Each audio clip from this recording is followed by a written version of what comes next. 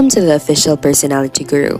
The INFP personality is all about understanding themselves and their emotions. The INFP moves through the world gaining an understanding of their morals and values. They constantly are paying attention to their emotional state and figuring out what feels right to them, and also learning what feels wrong to them. They tend to make decisions based on how they feel about a certain situation. This guides them in many of their life choices. They also are a bit experimental and open to new experiences. Sometimes, these new experiences can lead them down the wrong path, but it is necessary for them to get a better understanding of themselves. They can prefer to have a friend that gets them out of their shell and lets them be their more quirky and extroverted self. They also can become a bit nostalgic and stay in their routines. Because they value the past, they may stick with what they know and have a hard time stepping into the unknown. However, the INFP is at its best when they are free to interact with the world around them in unpredictable ways. They can be an artist or an inspiring person. When they are coming from a place of authenticity, they can be a very charismatic and magnetic person. Today, let's talk about the INFP personality and Enneagram Type 9. Before we start, make sure to subscribe to the Official Personality Guru and ring the bell icon to get regular updates on our latest uploads. And if you like this video, click the thumbs up button and share it with your friends. The Enneagram Type 9 is all about achieving inner peace. The Enneagram Type 9 is all about figuring out ways to live in harmony with their environment. This can lead them to be very creative and understand others. They can be very empathetic and prefer to compromise instead of imposing demands on others. However, this can be problematic if they sacrifice too much of themselves. Enneagram 9 is at its best when they are being instinctual and knows how to work with itself and its environment. When they become detached from the spiritual and instinctual center, they can become too uptight and lose any momentum they have gained. The 9 is at the top of the Enneagram and therefore shares many of the traits of all the other types. The 9 must learn to assert themselves and their visions if they want to understand themselves better.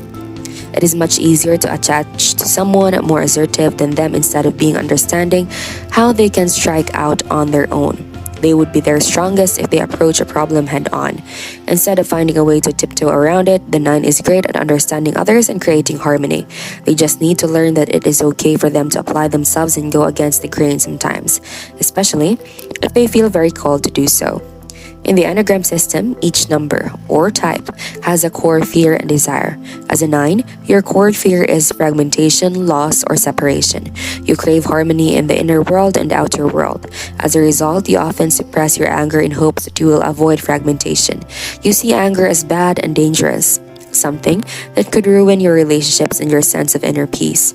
You try to see things from other people's perspective so that you can get along with them and not make any waves. Laid back and open-minded, you have a whimsical imagination and are drawn to all the beauty and experiences of life. When times get hard, you can escape into your imaginative world and find a respite from the chaos of the outside. You're also deeply in touch with your intuition. Seeing positive ways to reframe situations and looking for the silver lining during any tough time. One of your struggles as a 9 is that you tend to be relatively out of touch with your own desires and needs. You may go with the flow in order to keep the peace, only to resent it later. This could mean saying yes to something you don't want to do, or not asserting your wishes when someone asks you a question, like, "Are you comfortable with this?" or even, "Where would you like to eat?" In the midst of tense situations, you may numb out in order to keep a sense of inner calm and stability. As an example, you might have experienced something traumatic in your childhood only to disassociate from what was happening and think of something more mentally calming. Maybe you turned on a song you loved, watched a movie, or escaped into your imaginary world.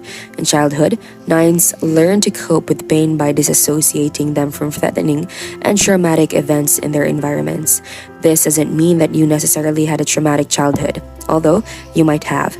But regardless of what happened, you internalize the belief that if you were undemanding and low maintenance, you would be safe and keep everything calm and harmonious. You're worried that if you asserted yourself and made your inner feelings visible, that you would only create more problems. If you believe that by staying in the background and repressing your anger and desires, you were evading conflict and inner turmoil. If you're a 9, you are in the gut anger triad of the Enneagram. This means that you have underlying issues with your instincts, primarily anger. You repress your anger, as we've discussed. Anger and other instinctual urges feel dangerous.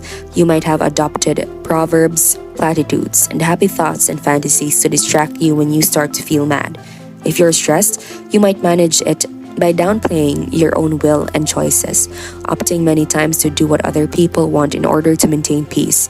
However, underneath your pleasant demeanor, you may have a storm brewing, anger that has been suppressed and suffocated for days, weeks, or even years. As an INFP, you are introverted. You enjoy the inner world and gather many of your observations internally before looking to the outside world for inspiration. You're also intuitive. The world outside you inspires a plethora of possibilities inside your mind. You want to chase after these possibilities and may have many half-finished projects scattered around your room. You read between the lines, see random connections, and are drawn to abstract ideas and philosophies. You're a feeling type. The inner world of your values, ethics, and feelings is pivotal to your decisions. You analyze the nuances of your emotions and try to stay true to yourself. You're a perceiver. You prefer your life relaxed and flexible. Having a tight structure makes you feel stifled and drained. You enjoy taking life as it comes rather than mapping it all out.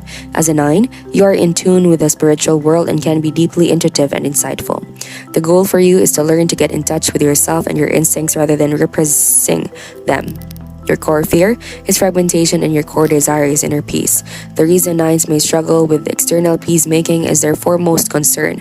According to Rizzo and Hudson, is the preservation of inner peace.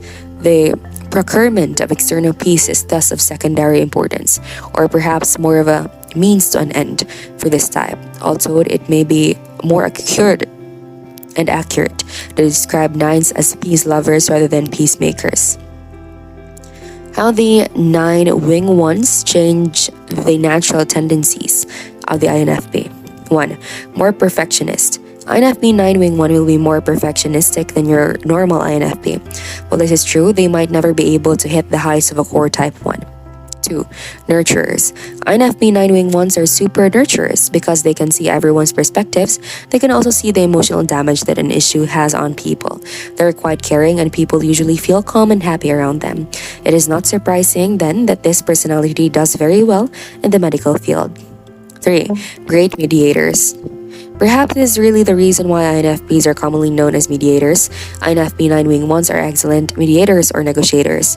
They have a knack for seeing all the sides of the problem. Thus, people feel heard when they are the mediators of an issue. This can easily be a good career path for them. 4. Ethical or religious. This will largely depend on your background. However, INFP 9 wing 1 will be more religious or interested in being good. The strength of their wing will determine just how strong this craving becomes. However, INFP 9 wing 1 will be interested in helping others improve their lives in any way they can. How about you as an INFP personality or any other personality type?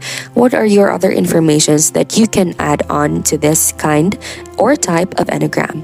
Be sure to watch until the end and share your experience for a chance to have your comment pinned. 5. More social. INFPs are introverts. This means that they spend a lot of time alone. This can make them seem distant or aloof. However, the INFP 9 wing 1 is different. They like the company of others and don't really mind spending time with those they love.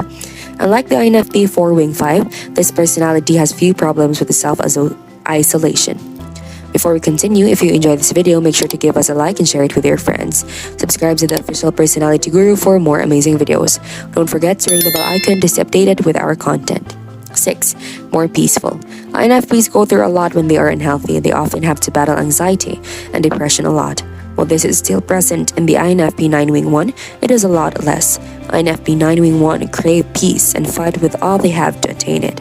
This directly contradicts the depressive thoughts that often find their way into the minds of the INFP.